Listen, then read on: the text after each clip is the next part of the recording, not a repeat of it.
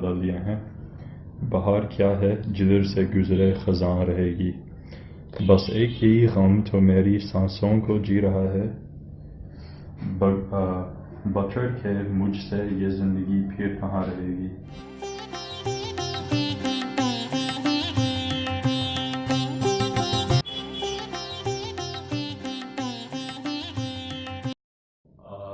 سیکھنے کا شوق تب پیدا ہوا جب میں یونیورسٹی کے لیے چلا گیا امریکہ میں۔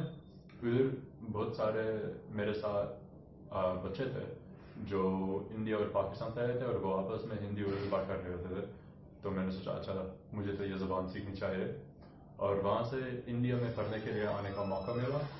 پورا ایک سال کا ہندی اور اردو دونوں پڑھانے کا پروگرام ہوتا ہے ادھر، تو میں جے پور چلا گیا اور وہاں پہ ہندی پڑھنے کا پروگرام کرتا تھا، اور وہاں سے میں ادھر بنارس آیا اور ادھر میں اردو پڑھنے لگا بنارس میں۔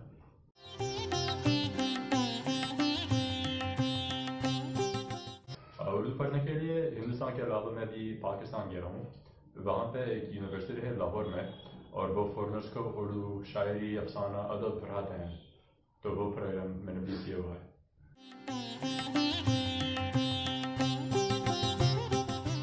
اردو کے علاوہ میں اسپینش، فرینچ، پورچگیز، چائنیز اور فارسی بھی جانتا ہوں۔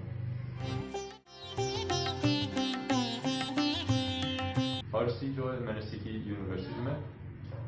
ادھر لاس اینجلس میں کافی بڑی آبادی ہے جو لوگ ایران سے آ رہے ہوتے ہیں، تو دوستوں سے ایسا شوق پیدا ہوا کہ مجھے فارسی تو پڑھنی چاہیے، اور پچھلے گرمیوں میں مجھے تاجکستان میں سفر کرنے کا موقع ملا تو میں ادھر گیا تھا۔